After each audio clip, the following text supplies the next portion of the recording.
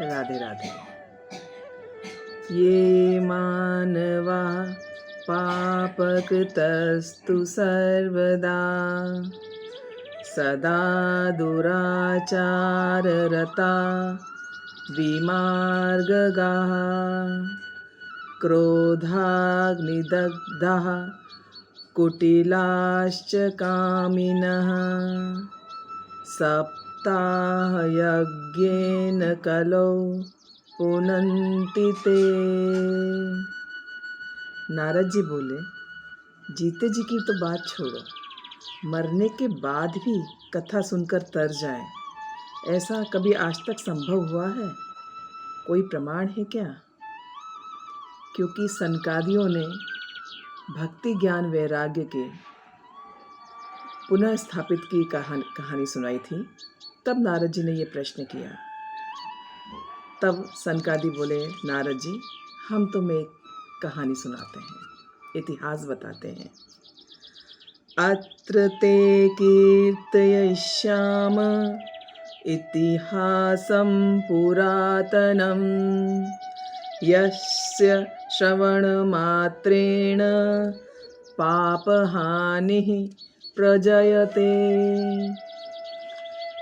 तुंगभद्रा नदी किनारे एक आत्मदेव नाम के पंडित जी रहते थे। उनकी धर्म पत्नी का नाम था धुंधली देवी। पंडित जी एकदम सज्जन और एकदम उनके विपरीत उनकी पत्नी। पंडित जी धर्म कार्यों में रत रहते, अपना जीवन यापन कर रहे थे, कोई कष्ट नहीं था। बस उन्हें एक कष्ट था कि उनकी कोई संतान नहीं थी और इससे बड़े दुखी थे। कई वर्षों बाद भी जब उनके संतान नहीं हुई, तब उन्होंने सोचा ऐसा जीवन किस काम का, संतानहीन, कि मरने के बाद कोई पानी देने वाला भी ना हो। ये विचार करके वो आत्महत्या के लिए निकल पड़े। आत्महत्या के लिए निकले, मार्ग में एक महात्मा मिले। महात्मा ने पूछा, दुखी क्यों हो? तब उन्होंने अपनी सारी कथा बताई। तब महात्मा बोले, पंडित जी आपके इस जन्म में तो क्या, 7 जन्म तक आपको संतान का सुख नहीं है। इस पर पंडित जी और दुखी हो गए। आत्मदेव जी बोले, मैं तो फिर आत्महत्या करूंगा अगर मेरे संतान नहीं है तो। पंडित जी ने बहुत समझाया, नहीं माने। थक हार कर महात्मा बोले, अच्छा ठीक है, मैं तुम्हें एक फल देता हूँ, वह जाके अपनी पत्नी को खिला देना। पंडित जी बड़े खुश हो गए, बोले जो आ गया प्रभु। महात्मा ने फल दिया। खुशी खुशी आत्मदेव घर आए और अपनी पत्नी धुंधली को वो फल देके बोले कि ये तुम खा लो। अब फल तो ले लिया धुंधली ने, लेकिन बोली मैं खा लूँगी, लेकिन बड़ी सोच में पड़ गई। अब मैंने फल खा लिया तो मैं गर्भवती हो जाऊंगी, गर्भवती हो गई तो 9 महीने बंधन हो जाएगा, पेट फूलेगा, मैं कहाँ लेके इसको घूमूंगी, चोर डाकू आए तो मैं तो भाग भी नहीं पाऊंगी, वो मुझको मार डालेंगे। इस तरह तरह के विचार उसके मन में आए। ये विचार उसने अपनी सखी को बताया। सखी ने समझाया कि भाई ननद को बुला लो। बोले नहीं नहीं, ननद को कैसे बुलाऊं, वो तो सारा माल समेट के ले जाएगी, मैं ननद को नहीं बुला सकती अपने घर।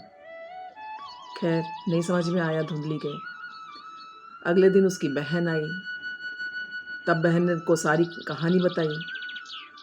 तो बहन बोली, मैं गर्भवती हूँ, ऐसा है 9 महीने बाद मेरे पुत्र होगा, वो मैं तुमको दे दूँगी और तुम ये फल अपनी गाय को खिला दो, और जब मैं अपना बच्चा दे दूँगी तब पंडित जी से कह देना कि तुम्हारा बच्चा है, और हाँ इसके बदले में थोड़ा सा धन दे देना।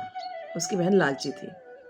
ये बात उसको जम गई, क्योंकि भाई मायके वालों की बात तो हमेशा ही जमनी होती है सबको। वो मान गई। 9 महीने बाद जब उसकी बहन के पुत्र हुआ, उसने लाकर धुंधली को दे दिया। धुंधली और बड़े खुश हुए पंडित जी कि भी मेरा बेटा हुआ है। उनके नामकरण का वक्त आया तो धुंधली बोली, मेरा बेटा है, नामकरण मैं ही करूँगी और मेरे नाम पर होगा। इस तरह से उसका नाम रखा गया धुंधकारी। ठीक 3 महीने बाद उनकी गाय के भी बच्चा हुआ, और वो गाय का बच्चा मानव रूप में हुआ, दिव्य ओज प्रकाश से भरपूर, इतना ओजस्वी कि पूरा गांव देखने आया उस बालक को। क्योंकि एक तो वो मानव रूप में था, सिर्फ उसके कान गाय के जैसे थे। तब पंडित जी ने उसका नाम गोकर्ण रखा। धीरे धीरे समय बीतने लगा। जो धुंधकारी था वो बहुत दुष्ट प्रवृत्ति का हो गया। चोरी चकारी करने लगा, मारा पीटी करने लगा, गंदे काम करने लगा। और उसके विपरीत गोकर्ण प्रकांड विद्वान बना, प्रकांड पंडित बना। एक दिन अपने पुत्र के आचरण से दुखी होकर आत्मदेव जी ने फिर आत्महत्या की सोची और निकल पड़े। तब गोकर्ण जी ने उनको फिर ज्ञान दिया कि आप वन में जाइए, भगवत भक्ति करिए, तो आपको शरणागति प्राप्त होगी। आत्मदेव को ये बात समझ में आई और वो जंगल चले गए। पिता के जाते ही धुंधकारी और उग्र हो गया। तब एक दिन माता ने दुखी होकर कुएं में छलांग लगाकर आत्महत्या कर ली। ये सब देख के गोकर्ण भी चले गए वहाँ से। सबके जाते ही धुंधकारी स्वतंत्र हो गया। वो अपने घर में 5 वेश्याएं ले आया और उनका भरण पोषण करने के लिए धन चाहिए था तो चोरी करने लगा। एक दिन धुंधकारी ने राजा के घर चोरी कर ली। अब बहुत सारा धन लेकर आया अपने घर में। तो उन 5 ने सोचा ये तो हमें एक दिन मरवा देगा, क्योंकि राजा के सैनिक आएंगे इसे ढूंढते ढूंढते, तो इसके साथ हम भी मरेंगे। तब एक ने कहा इसको मार देते हैं। सब ने कहा हाँ ये ठीक है। एक रात उन 5 ने उसको रस्सी से गले में फंदा डाल दिया। वो चीखने चिल्लाने लगा। तो बोले ये चीखेगा तो मोहल्ला पड़ोस में आवाज़ हो जाएगी। तब एक ने उसके मुंह में गरम कोयला के अंगारे लाके डाल दिए, जिससे वो मर गया। अब मर गया तो प्रेत योनि को प्राप्त हुआ। उधर जब गोकर्ण जी को पता पड़ा कि धुंधकारी मर गया है तो उन्होंने गया जी जाके श्राद्ध किया। पर वो श्राद्ध लगता कैसे, क्योंकि वो उन दोनों के भाइयों का गोत्र तो एक था नहीं, क्योंकि वो उनकी बहन का लड़का था। श्राद्ध करके सीधा अपने घर आए तो रात में देखा कि तरह तरह की आवाज़ आ रही हैं। देखा कि एक प्रेतात्मा है, वो बोल नहीं पा रही है, रो रही है।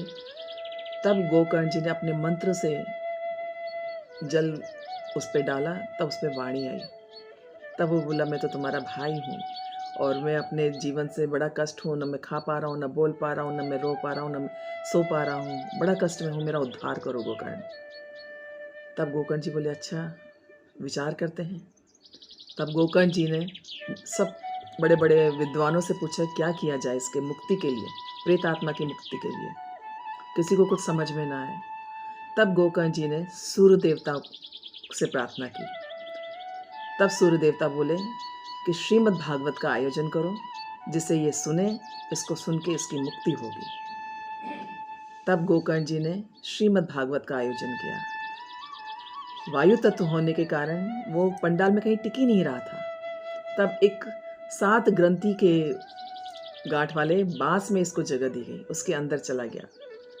एक एक दिन की कथा होती रही, एक एक ग्रंथि टूटती गई और इस तरह से 7वें दिन धुंधकारी प्रेतात्मा से मुक्त हो गया। और कथा पूर्ण होते ही भगवान प्रकट हुए, भगवान के पार्षद आए उसको लेने और वो गोलोक धाम चला गया, मुक्त होगी उसकी आत्मा।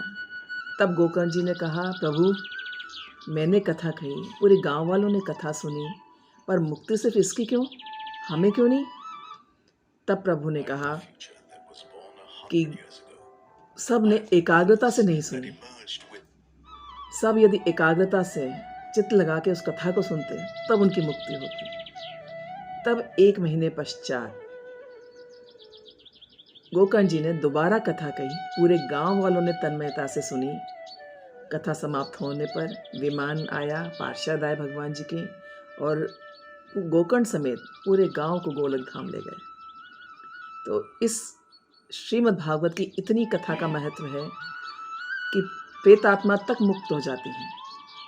और पितृपक्ष में कोई इसको सुन ले, अपने पितरों को नमन करे, तो उनके पितरात्माओं को भी मुक्ति मिलती है, उनके पितरों को भी मुक्ति मिलती है। जय सनातन। राधे राधे।